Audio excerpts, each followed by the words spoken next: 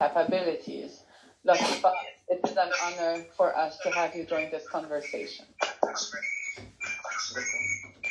Next is Carme Clavel Arcas, who is a renowned Central American feminist born in Barcelona in Catalonia. She is Nicaraguan Catalan. In Nicaragua, she helped form the Women's Network Against Violence and Health Network. And she was co-founder of the center Si Mujer, Yes Women. Carme worked in several women health centers. She was on the board of Calala, the Spanish Women's Fund, which she co-founded in 2009, and was president of the board of the Central American Fund for Women, FECAM. Currently, she's part of the steering committee of the Mesoamerican Women Human Rights Initiative and the regional co-director of Just Associates, Mesoamerica, JAS. Carme, it is an honor for us to have you join this conversation. Next is Elahe Amani. Elahe Amani is also a brilliant gender equality, human rights, and peace activist. She is currently the president of Women's Intercultural Network. She was an educator and administrator with the California State University system for over 30 years. She's a trained mediator and has conducted numerous trainings on conflict resolution and peace building. Elahi works closely with UN Women Mediators Beyond Borders, MBB, and is a leading trainer with Mediators Beyond Borders. Elahi, it is an honor for us to have you join this conversation. Thank you.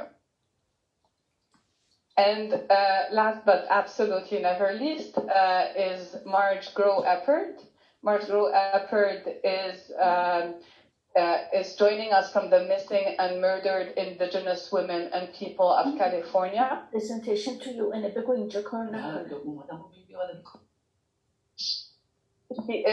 Marge is joining us from the Missing and Murdered Indigenous Women and People of California. She's the director of AIM Foothills in California. She's the co-founder of Bear Paw Protecting Abused Women. She is a representative of Idle No More and co-founder of Medicinal Anarchy.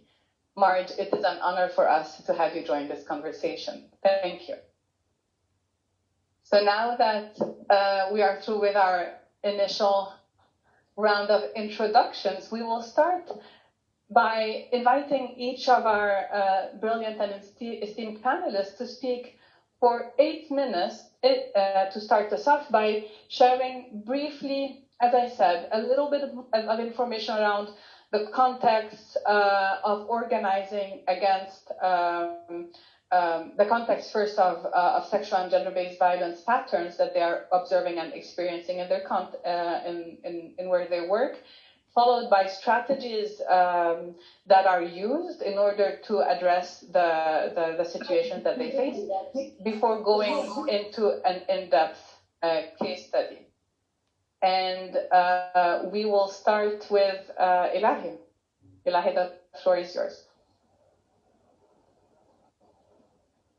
Thank you very much. I also want to share that Latifa joined us, so she is online with us in the room.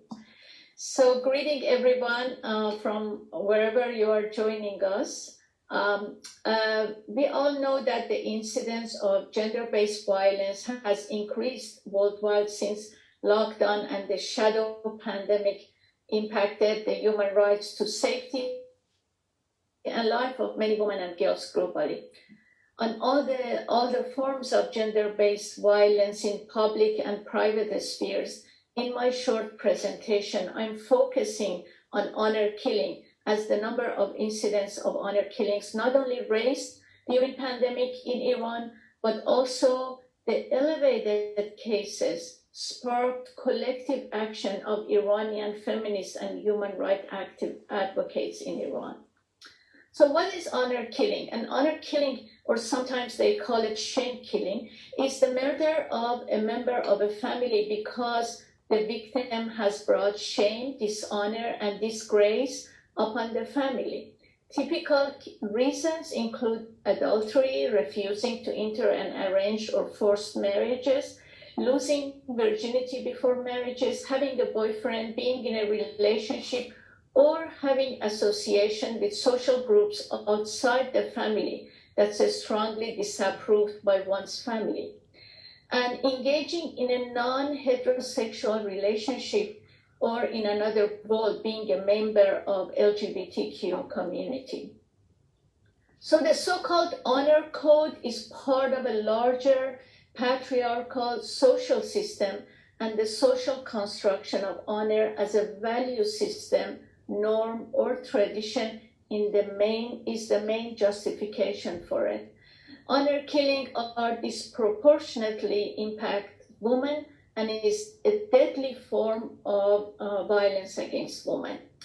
Iran, along other countries in West and South Asia and North Africa, already had high level of violence against women. According to a survey, more than 20% of the murders in Iran are related to honor killing, and this is the highest percentage of all murders in the country.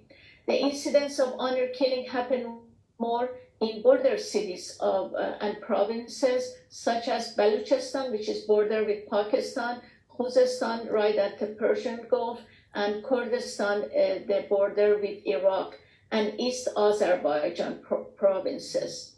So during the pandemic, the incidence of honor killing was drastically raised, particularly between May 2020 till September 2020.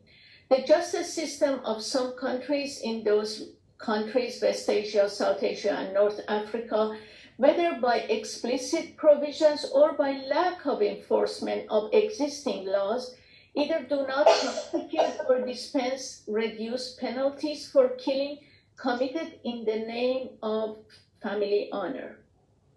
It should be mentioned that provinces with the highest rate of honor killings also have the highest rates of unemployment, poverty, and ethnic discriminations.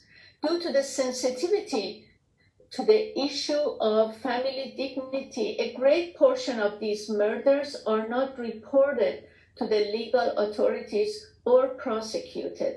In most honor killing cases, the perpetrators are considered a family heroes. So I want to highlight the case that was a turning point in 2020, the case of Romina. Romina Ashrafi, 14 years old, was beheaded by her father on May 21st, 2020. Romina was a lively teenager who loved to wear colorful clothes, wear makeup, and take selfies with her parents' phone. She was in love with a young man, sometimes was sending him texts via parents' phone. Once her father learned that she's on phone contact with this young man, he was beating her up and putting lots of pressure on her and basically abusing her. So like few other girls in their village, she decided to run away with her boyfriend. Before she runs away, she wrote a letter to her father and said, quote, "You told me you want to kill me. I'm leaving home. Whoever asks what happened to Romina, tell them Romina died," unquote. She left home and found a refuge in the home of her boyfriend's sister. Shortly after, the police arrested Romina and her boyfriend in the police station. And I want all of you to pay attention to this part. In the police station, Romina begged authorities to protect her life and keep her in a station, in the police station, as if she goes home with her father, she will be killed.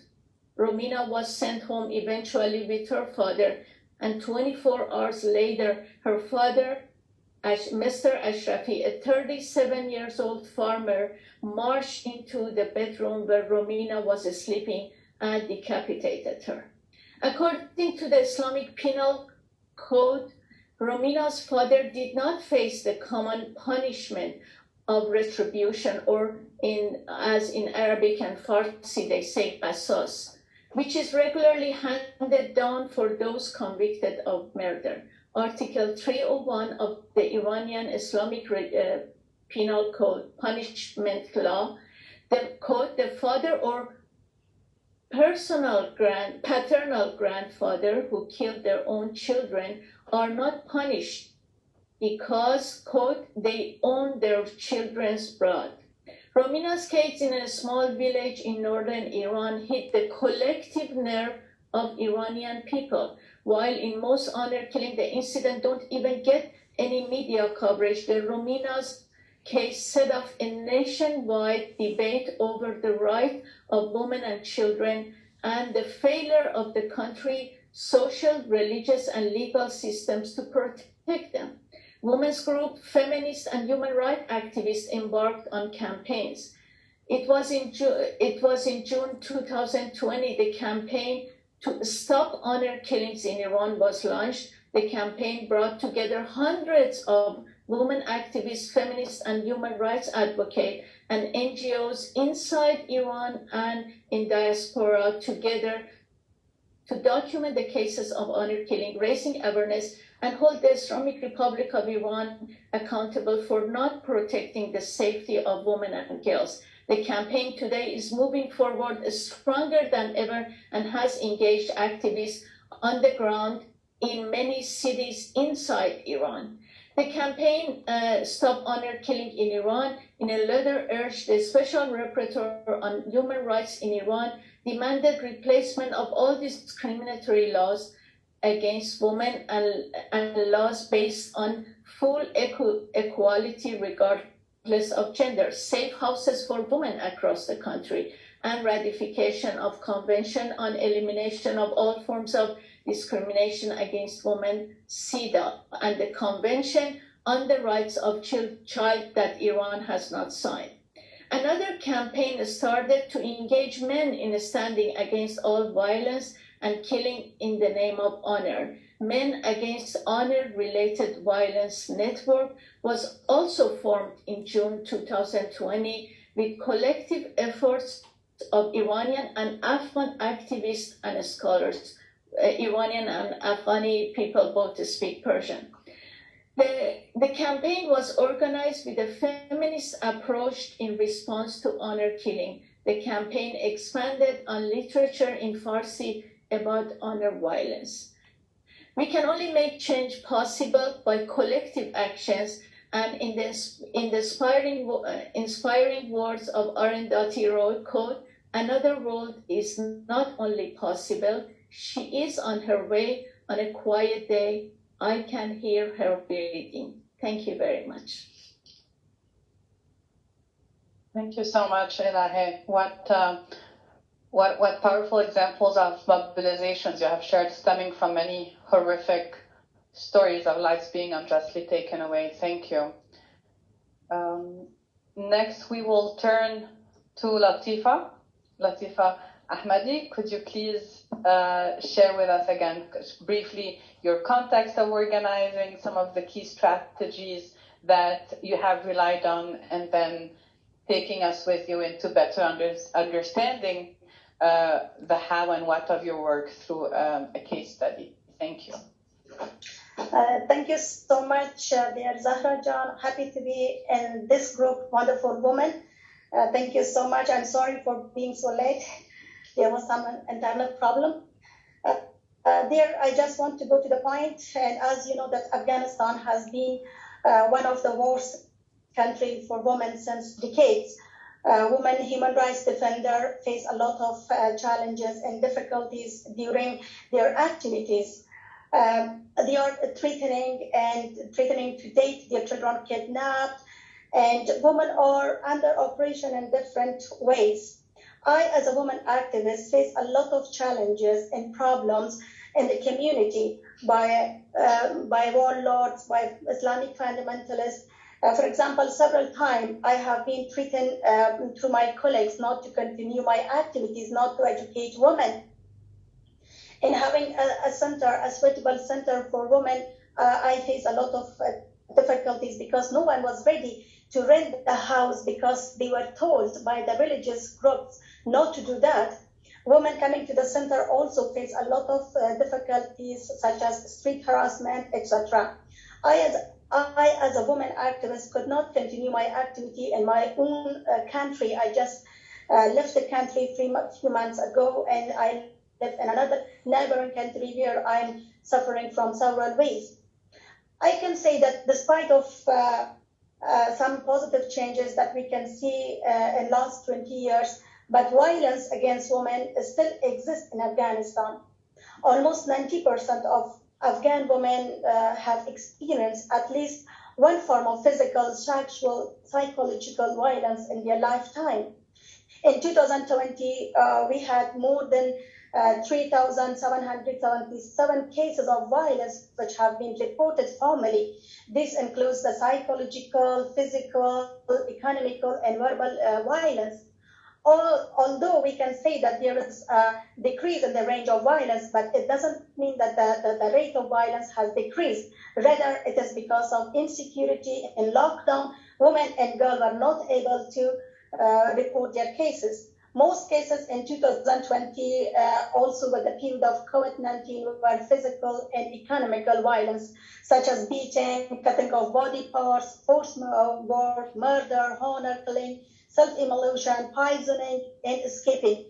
And we can say that insecurity, illiteracy, lack of awareness program, unemployment, poverty, and increase in addiction are the main causes of domestic violence. And COVID-19 increased these violences, and also women were the victim of this period because the rate of poverty increased from 54% to 72%.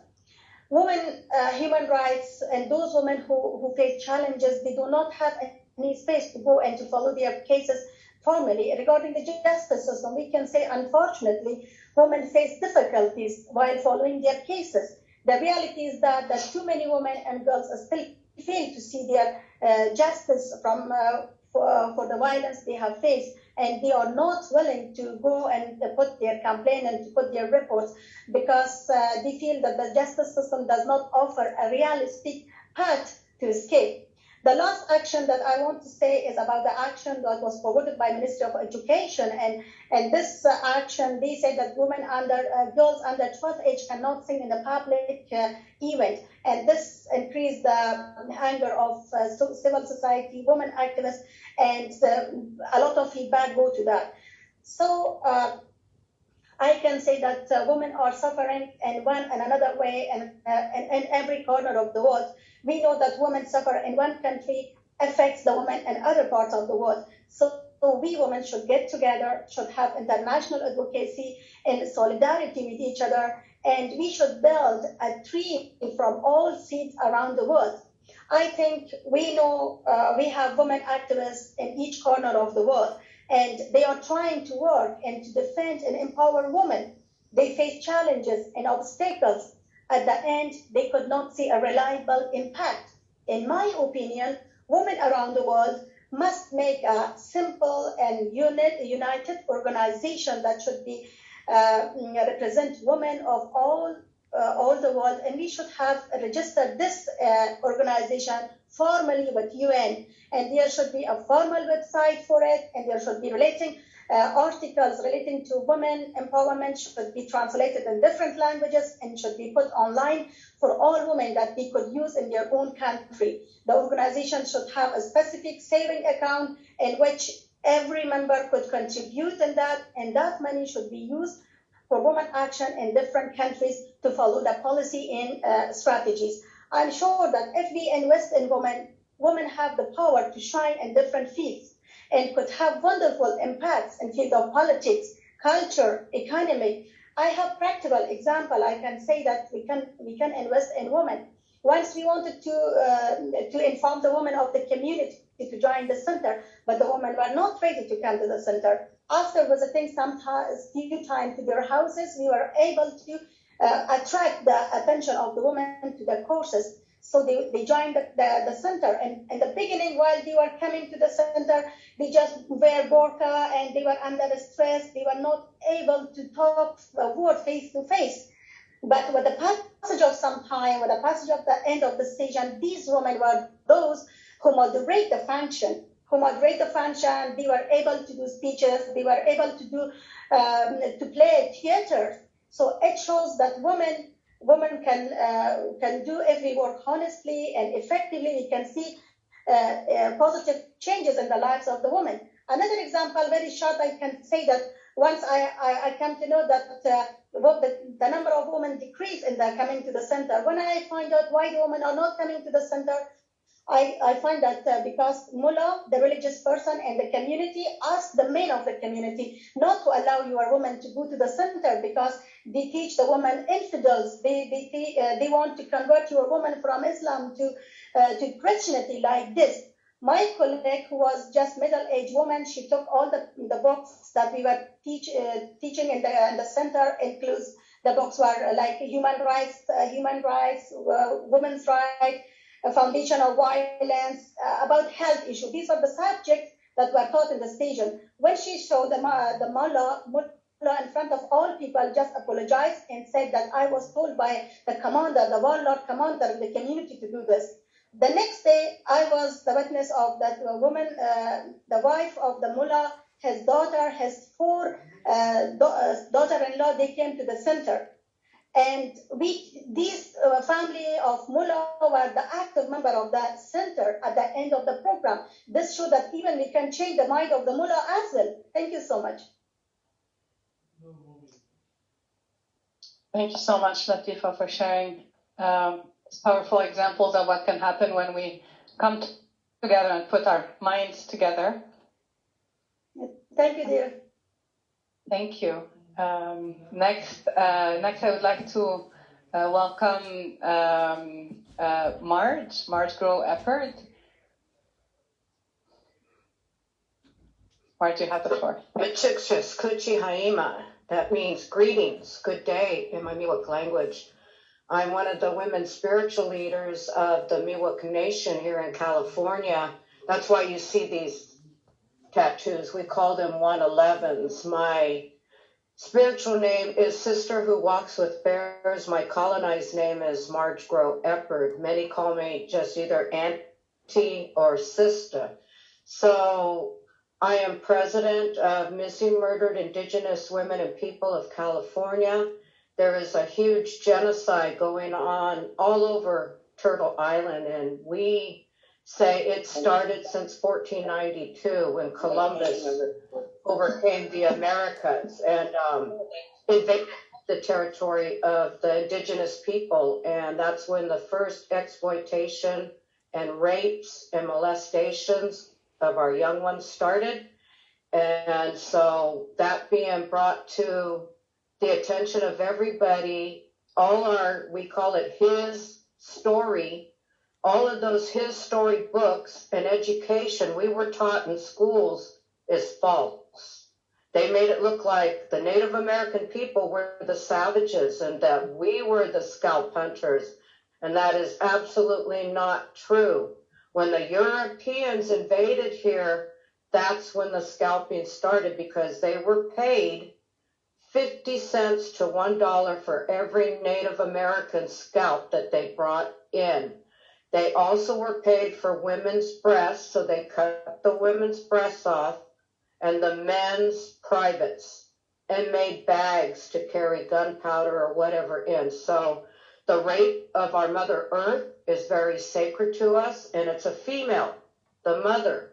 And we have come to the conclusion with many tribes in agreement that when you rape our Mother Earth, you have no problem raping a human being. And with that, we also honor the medicine wheel, which is the red, yellow, black, and white. That means all nations. And when we say indigenous people, it's not just Native American.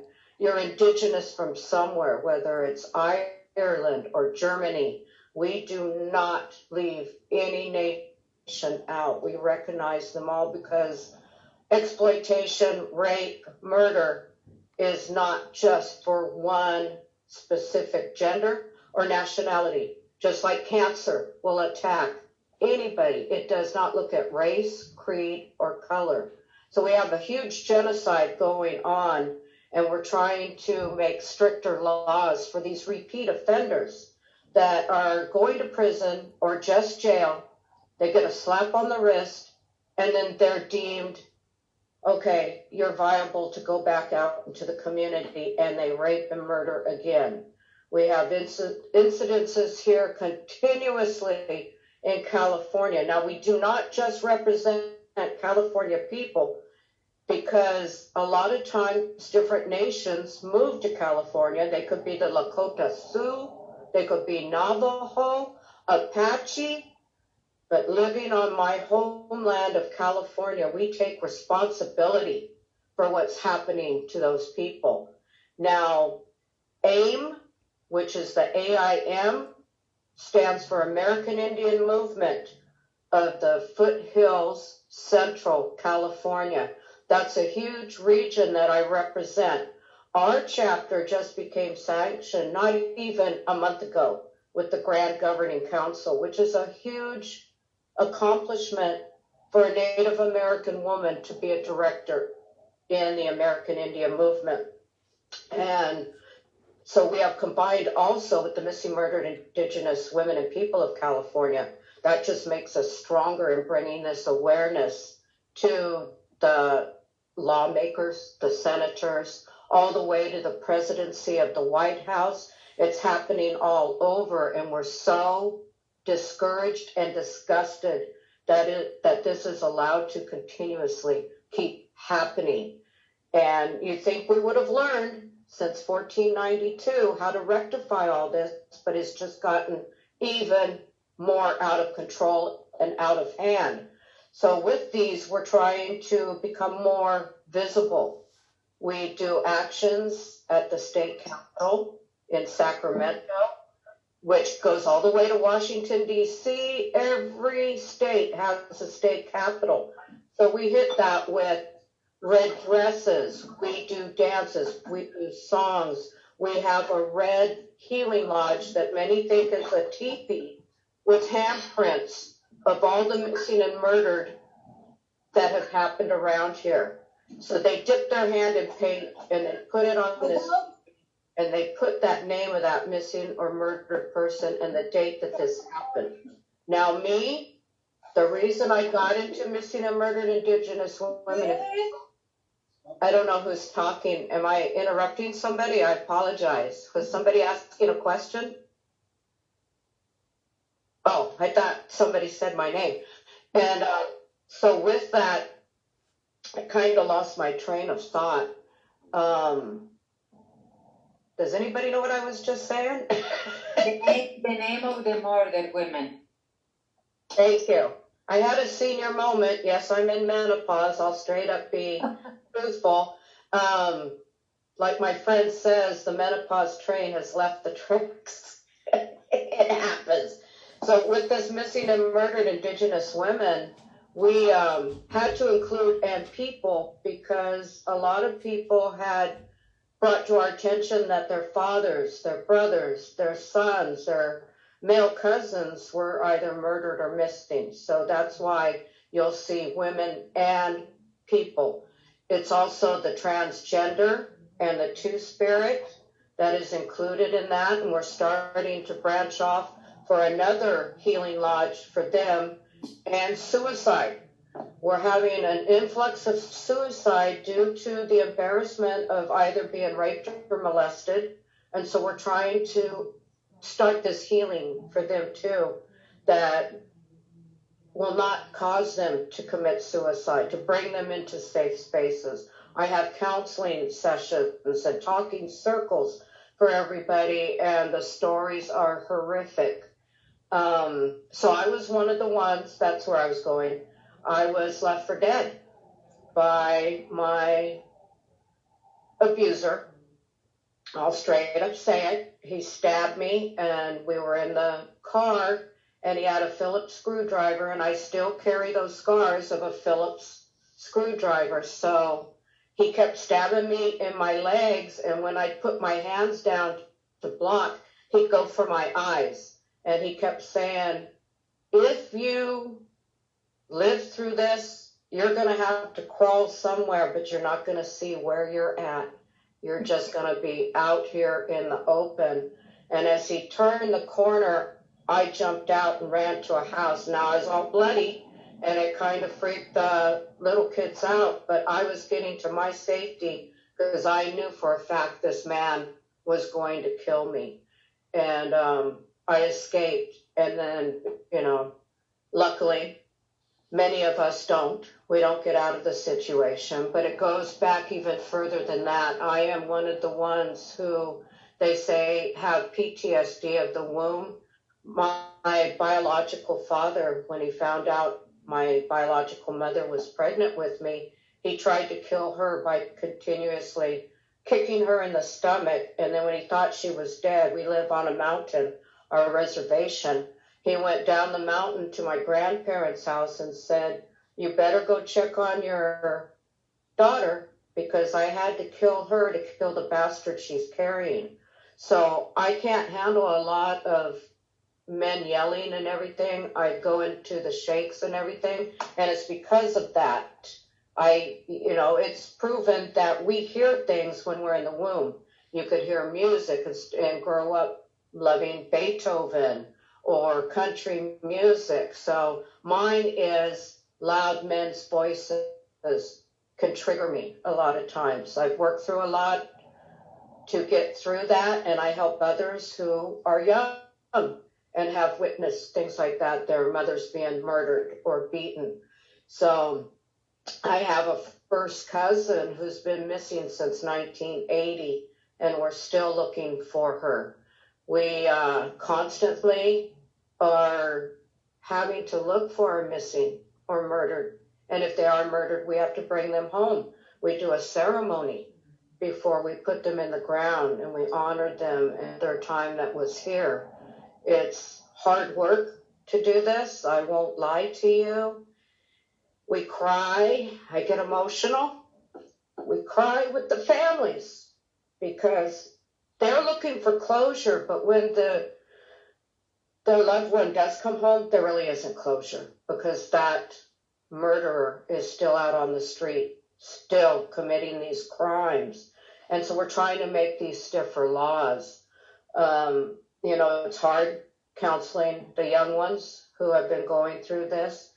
And social media is really not a friend to our children because of the subliminal messages. And like one sister was saying, because the young one wanted to wear makeup and dress different, you get beheaded. I'm trying to teach our young ones to have respect in how they dress.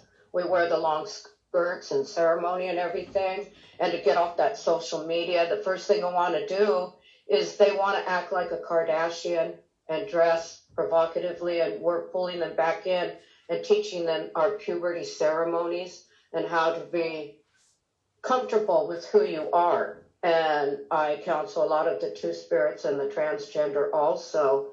And in my AIM chapter, we actually have a transgender woman who's our secretary. So things are changing because in the American Indian movement, it was mostly men led in these chapters, and they're starting to see the women have a voice now. We were taught we were a matriarchal society. How that changed? It changed drastically, and they're realizing, wait a minute, they're the sacred life givers. They're the ones we always went to. There was a grandmother's council that we sat in front of before we ever did anything. So we're bringing the grandmother's councils back, and that's who we sit in front of. And we're also, the women are getting a voice and coming forward and speaking strongly. And that's what these senators and lawmakers need to hear, is from the women, because we did not give birth to our children to be abused, molested, raped, murdered. And so this has got to stop, and it has to go back to that matriarchal way of thinking. We had everything in check. We knew what to do. We knew how to keep our homes and our people in there safe. It's because of that patriarchal way of thinking and the misogynistic and narcissistic behaviors that have been thrown on us is going to stop. Now, last year was 2020, and there's a song that in the lyrics it says, it's 2020, but we don't have the 2020 vision.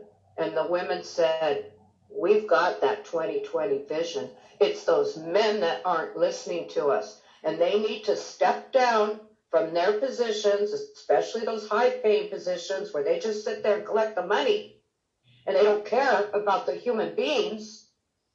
They have to relinquish those seats for the women. The women are coming through strong, and that's what we encourage and we support and we get behind in all these rallies and events that we do for MMIW and P all over Turtle Island. Now, when I say Turtle Island, that means America, because if you look at the map, it looks like a giant turtle. So we as natives, we say Turtle Island. That covers everything and everybody. Now, I'm also, like I said, my native name is Sister Who Walks with Bears, and the elder who blessed me with that name was seeing the work that I was doing for people in the communities. And I had no shyness about getting up and speaking in front of thousands of people, because things need to be said and things need to be heard. And the way we are educating our youth now, because California Native Americans, we dance in this roundhouse is what it's called. It's like our church. That's our prayer place. That's where we lay the prayers down. We sing and we stomp. That means dancing for our ancestors 7 generations back and the ones coming 7 generations ahead.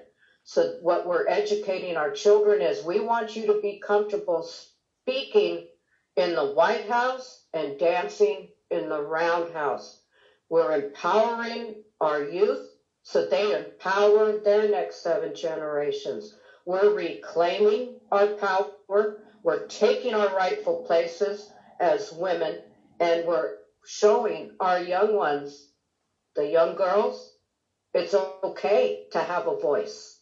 It's okay to get out there and speak without any repercussions.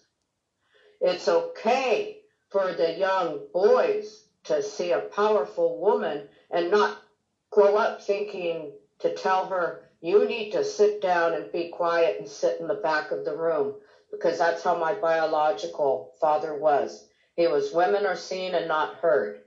Now, part of my healing through my biological father, because he was a woman abuser. He'd been married 13 times. He abused every single one of them, beat them. I made amends with my dad. I said, I'm going to forgive you. My life's great. My family who adopted me gave me that strong foundation that I speak out, I speak up. And if you can't handle that, that's too bad, because you do not recognize me as your biological daughter, and that's too bad. You are him, I am your daughter, and you're going to have to deal with it.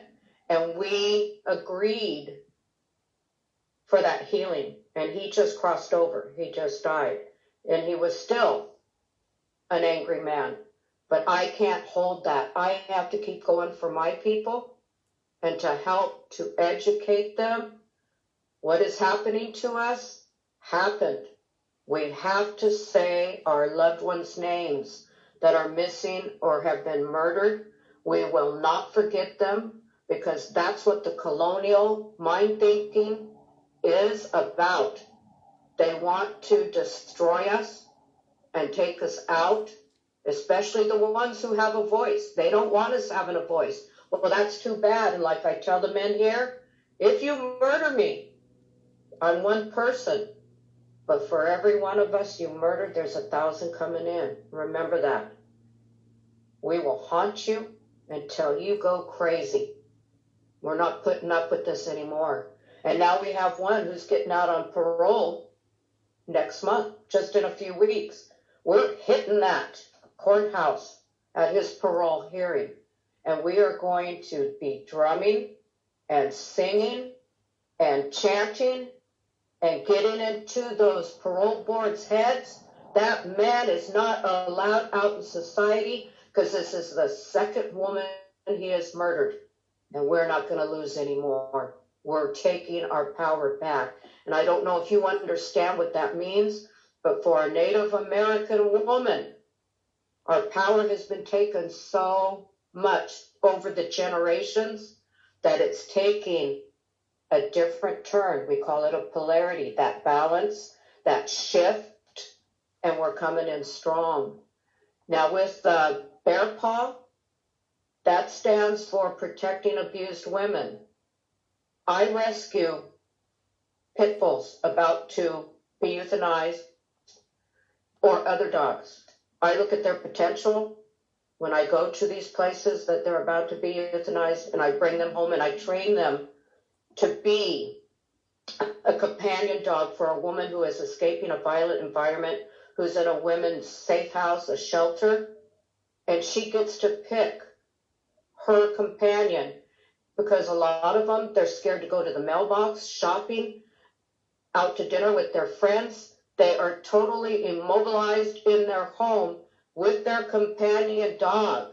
They're allowed to go anywhere because they feel that confidence. They feel that support. They know that animal is not going to allow anybody near them. That's how Bear Paw was brought. Sister, thank you so much. And it's very difficult for me to jump in because I wish we had more time Yes, absolutely. to learn from your depth. We just, in order to make sure that that we can engage in a conversation together. And thank you, sister, for sharing your wisdom, strength, and vulnerability with us. May you continue to inspire healing and strength and create spaces of healing for your community and yourself. Carme, the floor is yours. Yeah. Thank you for the invitation to the co-organizers, and also I'm very happy to be with these fabulous activists in this panel. Violence against women is the key expression of gender discrimination, patriarchy, and machismo that we call in Mesoamerican. I think this is something that we say several times, that violence against women is a pandemic also, because it's global. And I thought in the context of this health pandemic of COVID, now we highlighted several times, because as my colleagues say, we are breaking the silence. Most of the time, violence against women it's private problem. It's something inside the couple. It's something inside families, inside communities. And it's, for me, the big contribution from feminist movement is we break the silence and we put in the public agenda as a health problem, development problem, and human rights problem that we need to fix. As my colleague says, during the pandemic, domestic violence increased, violence against women human rights defenders increased, particularly in land and territory. In Mesoamerica, the lockdown don't promote that the mining companies turn off. No, they continue doing the work. For that, for land and territory defenders, the situation was also worse. The murders continue, the femicides increase. I want to share some data, but it's very, it's not enough, because, for example, in Honduras, 83 femicides and over 18,000 domestic cases of violence have been documented during the pandemic. In El Salvador, the complaints related to violence against women increased 70%. In Mexico, the first 4 months last year, it was 8 feminicides a day. But this is official data, and some of the feminist organizations say that probably every day in Mexico are dying 10 and 15 women, are killed. And again, it's a pandemic, the violence against women. It's a global problem, as most of you highlighted, of course, with different approaches, with different characteristics, but because we are women, we can be killed, we can be sexually abused, we can be physical abuse, because it's a power demonstration. And this is something that I want to put on the table. And also, for example, in Mesoamerica, we have a lot of legislation of violence against women, wonderful legislation, that it was also promoted by violence against women networks. However, the impunity is terrible. Some data I express with you. What happened with the equality, the real equality versus the formal equality? This is a challenge that we are suffering in Mesoamerica, but I'm sure also could be in other regions of the world. Because again, we have wonderful legislation against violence against women, but the impunity, the increase of femicide is still there. Why? Because we need to transform narrative. We need to transform in the level of education the power of men versus power of women, with all the intersectionalities, race, ethnicity, gender options, sexual options, age, etc., etc. I think it's necessary that. And for that, for example, as jazz, we believe that it's necessary a combination of strategies. I think most of the feminist movement in the world around violence against women, one of the key strategies was breaking the silence. Also promoting solidarity and networks. Some of my colleagues share that. Campaigns. I think campaign means it's not normal violence. It's not natural violence. It's something that we can prevent. And it's something that also men can do a lot of things, changing their behavior about that. And also some other strategies is documenting the data. I think it's very important giving data, because with data also we can make advocacy, we can denounce, we can do a lot of things. Data, research, and also networking, because we are breaking the isolation. Alone, it's difficult to denounce. Alone, it's difficult to protect each other. And also another strategy is self-care and collective care that we are promoting in different spaces. I want to highlight one of examples, so one of the case studies is from Just Mesoamerica. We believe because our approach to work is feminist popular education. We believe in strengthening leadership from women leaders. And we have a school called Alchemia. Alchemia means create together a new learning. And we are having this kind of spaces of learning from a feminist popular education perspective, because we believe that all of us have knowledge that we can share, and we can create together a new knowledge. And it's a space that it's safety, it's breaking isolation, and also it's promoting alliances and networking. From, in our case, it's more from land and territory defenders, in the case of Honduras and Guatemala, but in the region, it's all of kind of women's human rights defenders. And also, we believe in working in alliances. For example, JAS in 2010 co-created with another allies the Mesoamerican Initiative for Women's Human Rights Defenders, that it's a platform with women's human rights defenders from Mexico, Honduras, Guatemala, El Salvador, and Nicaragua, putting on the table that women's human rights defenders are suffering a particular violence because gender discrimination. Women's human rights defenders normally is threatened with sexual violence. it's threatening that they can kill her children, for example, or is discriminated with her role inside the community.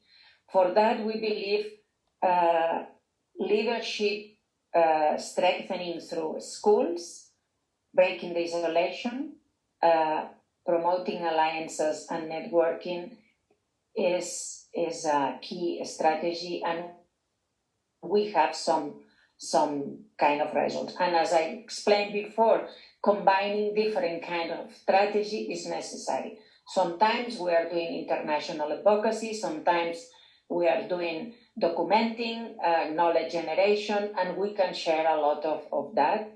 And this is something that I want to share with you.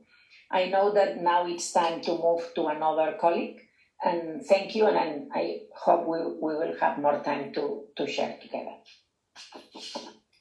Thank you so much, Carmen. Thank you. This is incredibly powerful and builds on also what our other panelists have spoken about. And we'll actually come back to you right now with a quick round of generating initial feedback. But first, just to try to bring us back after hearing from all our esteemed panelists about the many issues that, of course, have a lot of incredibly complex nuances when we're talking about specific contexts, but also patterns that we're seeing across countries and regions, right? In the sense of, for example, femicides and attempted femicides, the complex network of complicity from the family, state, corporation, the police, where we do not just see a lack of protection from police, but complicity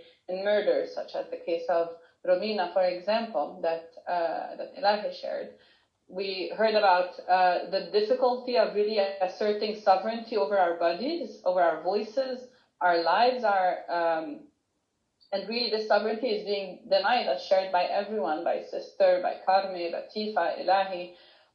We heard about the lack of media attention, how we need to break through this silence, how this interest, and how legal reforms are important, but the strong limits that we face with them when they're not implemented and respected, and there is no rule of law, and about impunity and how it's so widespread that in fact these laws have become void of real impact. And as Carmi also reminded us, we've heard about how we cannot talk about sexual and gender-based violence without talking about race, about class, about our connection with the land and many other issues. As I was hearing our panelists, I think for me there are 5 key strategies that have been really emphasized in different ways that I wanted to share back with our panelists, which are, the first is more around the importance of really creating and strengthening connection with each other, whether it is through those of us who are still within our countries and those who had to leave, so are in the diaspora. We've heard about the case of Iranian feminists, but also our Syrian sisters. We see that a lot with them. We see that with other feminist activists, to this importance of really maintaining and strengthening connection and solidarity and sisterhood across generations, for example, also as shared by Latifa. The second one is more around changing the narrative, and how do we change the narrative that is being used to justify, to condone the violence that women are facing across different communities. Very close to it, but also somehow different, is the question of visibility and campaigning to break the silence. The fourth aspect is about the importance of fighting impunity and the lack of accountability. And the fifth one, I'm shortening it by saying resilience and healing. And this, of course, encompasses so much and is key to really talking about the sustainability, the soul of a feminist movement. So these are really the five key broad strategies that I've heard from all of you, connecting with each other, changing the narrative, visibility and breaking the silence, fighting impunity, resilience, and healing. And I would love if we could maybe start quickly with a round of, in 1 or 2 minutes maximum for each of our dear panelists, sharing with us what you've heard from others and about these five areas. What has this provoked any further thoughts or action, or is there more that you would then like to share with us about how do we create cross-regional and global solidarity, since we are among sisters and allies from across the world? So how can we advance and further cross-regional and global solidarity around these 5 points? And I will reverse the list of speaking. So, Carmen, the floor is yours. And please, let's try to keep it for maybe 1 or 2 minutes each, so that we can then hear from our friends who have joined us. Thank you. Yeah. Wow. It's a challenge. 5 strategies. As I was saying, I think are necessary, the 5 of them, okay? Because it's necessary, the combination of them. Probably depending on our role, we can emphasize one of them, but isolated for me are not possible. I believe in the global feminist solidarity is necessary at this moment, because still the violence against women is still a pandemic, and we need to work together to prevent more violence against women. And on the top of that, it's femicide or feminicide, honored killings, etc., depending on their regions. I think this is a challenge, and I think probably at this moment of the pandemic with social networks, is an opportunity to be more in contact, to know very fast what happened in the other region. This is very important. However, we are isolated sometimes. How we can continue to support each other more face-to-face, hugging each other, etc. But I think this, with the social network, we have this kind of opportunity to support each other, but at the same time, analyzing the safety of that. Because if not, sometimes we are too much public, we can be killed because you are too much public. How we balance this, but we need each other, and we need the 5 of key strategies that you highlighted, Sarah. Thank you. I am finishing my time, and okay, thank you. And I want to listen to my colleagues. Thank you so much, Carmen. Sister, the floor is yours.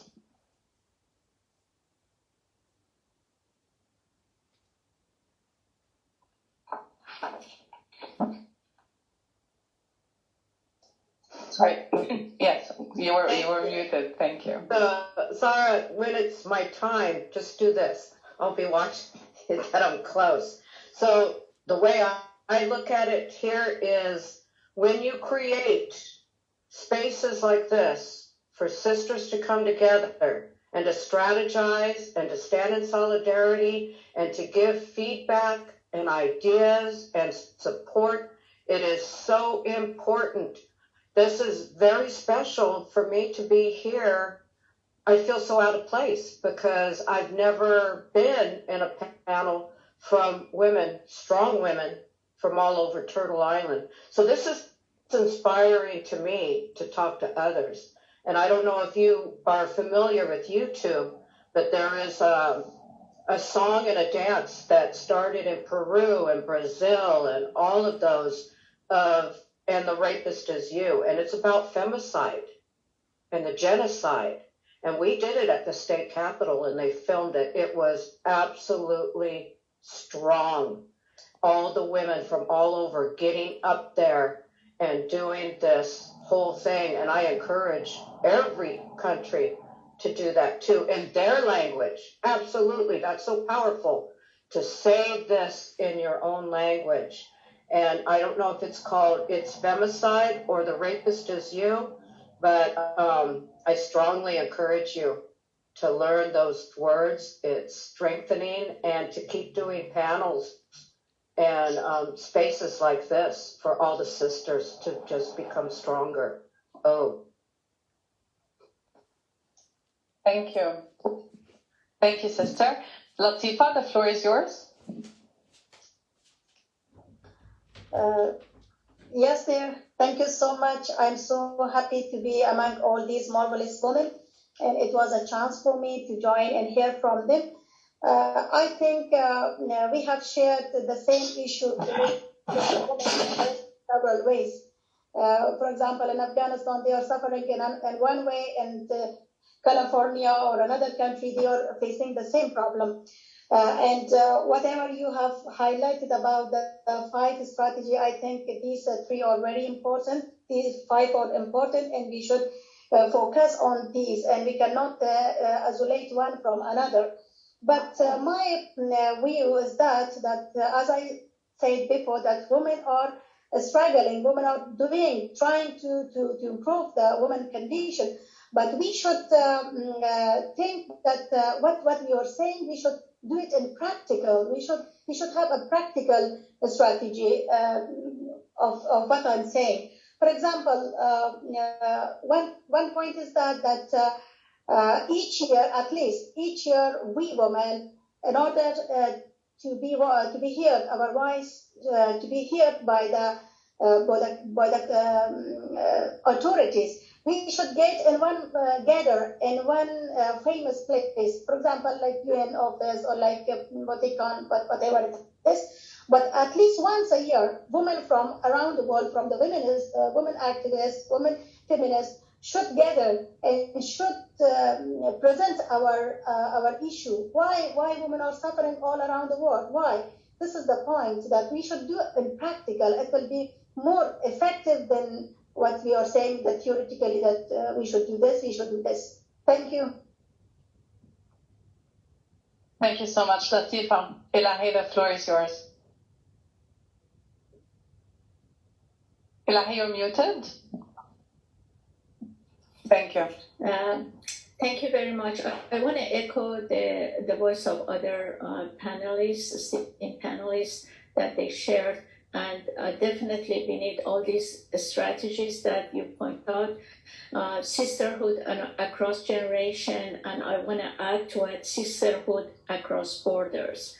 Often when we talk about violence against women, it is the cause and consequences of gender inequality. My American sisters or North American women, they said, what we can do to support the cause of women for gender equality, respect to human rights in Iran or Afghanistan or other places. And I say global sisterhood and also a feminist foreign policy. That's also very, very key, in my opinion, particularly in current juncture that we are going through with the rise of religious extremism in all globally, and also the rise of right-wing populist movements across the globe. We need women's solidarity across the globe against these 2 global macro trends. So, and then, as you said, across generation, sisterhood across generation, that's what we see right now in particularly Iran or Afghanistan, that the younger women, they have more access to internet technology, and then their collaboration and working together with the previous generation can keep the movement moving forward in this age that we come together in Zoom or other internet technology platform. And also I want to point out that whether women in Iran, which I shared one aspect of violence against women, honor killing, or what Mark said about Native American Indian, the rape and the dishonoring, the disgrace, those concepts is so much global that unless we sit and exchange and dialogue, we cannot build that global women's movement that's organic and grassroots and empower women across borders. Thank you. Thank you so much, Elahe. So we have a question from one of the friends who have joined us, Gail James, and I will read it to the panelists. If there are other questions, please let us know now. That way we can maybe combine a few together, as I don't think we will have many rounds for questions. So I will read Gail's question, and then if there are others, please type them or also unmute and share your question. So Gail's question is, the Secretary General spoke this morning about taking power from the powerful with a plan of action. Would the speakers comment on their action plans to combat gender-based violence and where we might access them? And I would just add to this for the speakers, if you have specific recommendations for documents, for readings, for research, for strategy documents that you have contributed to and could direct our friends from the audience in order to be able to read and learn from them. Are there additional questions? So we have another question from Susan Lee that says, in terms of the strategy of visibility and breaking the silence, do you have examples of the use of mainstream media? So these are the two questions that we have action plans, especially around taking power and visibility and breaking the silence. Carmen, would you like to go since you have your hand raised? I would like to share that in the end of this month, in March, it will be the Beijing Plus 25 Forum in Mexico. We will be there we have a space for talk about women's human rights defenders. And we have the document that was created with a feminist platform in the end of 2019 about the woman in the crisis, the resistance of feminist movement on the crisis. And I think it's something that it's very important because at this moment also, in these spaces also, it's companies, the risk of fundamentalists, the religious fundamentalists, as Elahi say, that they are different from Catholics, etc., etc. And I think it's important we have a document. This document I can share, it's in English and Spanish, but will be an opportunity in this forum, 2 hours, not too much, but we are collecting information around what we want around women's human rights defenders, particularly around violence. This is something that could be an opportunity. And of course, during all this CSW, I think it's another opportunity. And also about the breaking silence, when we began this in Nicaragua with the network, we had these buttons, because at this time we didn't have social media, but we used buttons in our bodies to put in our clothes, but also social media. Now the campaigns, for example, we have the Me Too campaigns with some challenge sometimes, but at the same time with safety. I think this is, at this moment, the campaigns is a dilemma with safety and with campaigns, how we have the balance of that. But it's a fast comment. Yeah, thank you.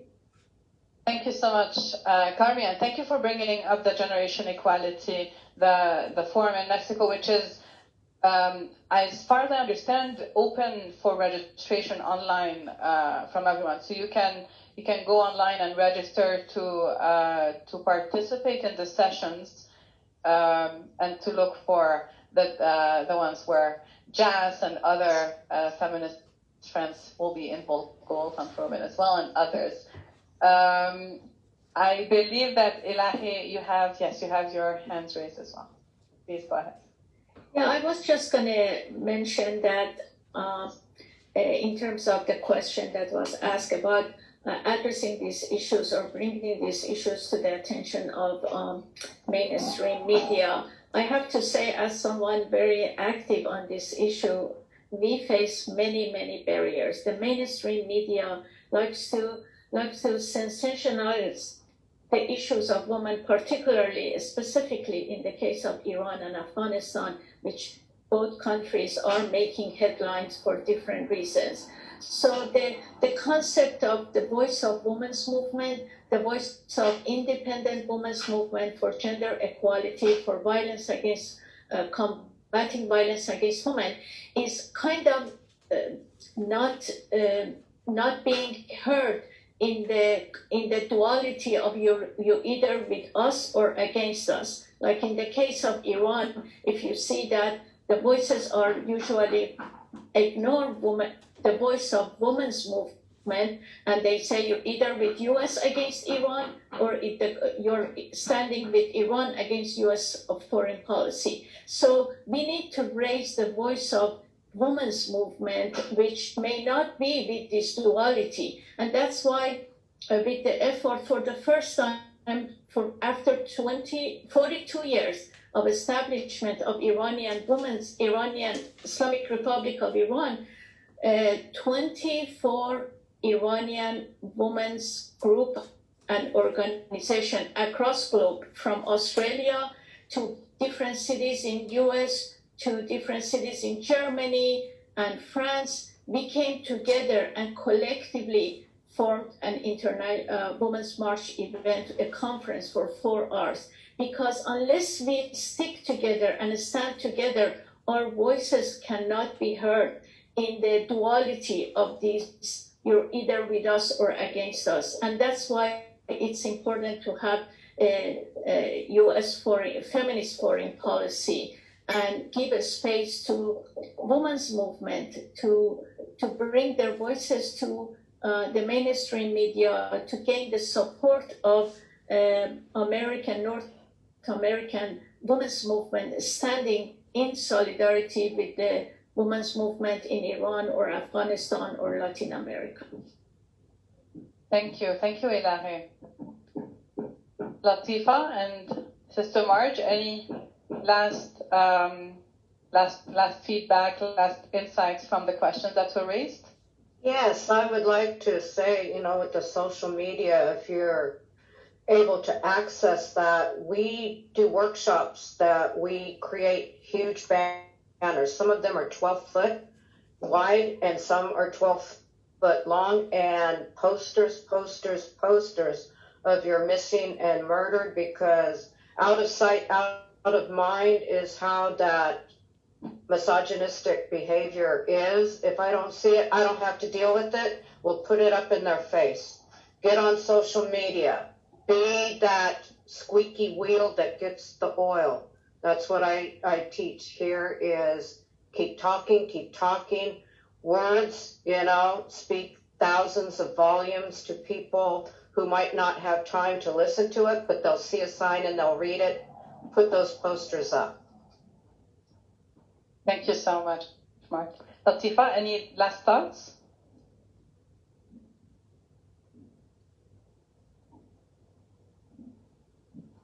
Latifa, can you hear us? Okay, no worries. So before giving the space for June Marie to conclude us, I would just say, friends, let this be the beginning of new powerful feminist sisterhood ties among us and widen our network. I'll put now in the chat the name of the different groups and organizations we've heard from and of today, and this is an invitation to look more the work of Just Associate Just and specifically what is going on, what they're leading in Mesoamerica. Look up the work of the Women's Intercultural Network, the work of the missing and murdered Indigenous women and people of California, AIM Foothills, Central California, and the work of Enter to Bright Future organization, the work of Global Fund for Women, the work of many of the the brilliant organizations that we have heard of and from today. And thank you all for joining us. Thank you for our brilliant panelists for sharing your wisdom, your thoughts with us today. And June Marie, thank you for bringing us together, and the floor is yours. Thank you, Zahra, and thank you to each of you esteemed panelists. Your deep wisdom and vulnerability and sharing, I think, is incredibly powerful for everyone who was able to be a part of this conversation. And so thank you so much for sharing that with us today. I would like to echo what Zahra said, Zahra, who led us in this wonderful weaving of these stories together in a way that we could see that there were connections across all of these borders that help us to build this movement together so that we can push forward the barriers that we're continuing to face. So I just want to acknowledge all of the work that you're doing, and I encourage everyone to please look at the chat and copy the links for the addresses for these organizations. And just a shout out for the Women's Intercultural Network. We would love to have global circles in all of these regions, and we do have many global circles. So we'd love to be able to tap into this deep wisdom and encourage this conversation to move forward and create that space. So please consider becoming a part of the Women's Intercultural Network. That's at win-action.org, as well as the Global Fund for Women, because we recognize that this work can only get done when these spaces are created. And the grassroots women who are stepping into leadership and claiming their space and their voice need to be funded. So if there's a space for building movement, then I think if you have the capacity to be a part of the Global Fund for Women, no matter how small or how big, even just as a follower and a supporter, please do so, because the Global Fund for Women has seeded so many of these movements around the world.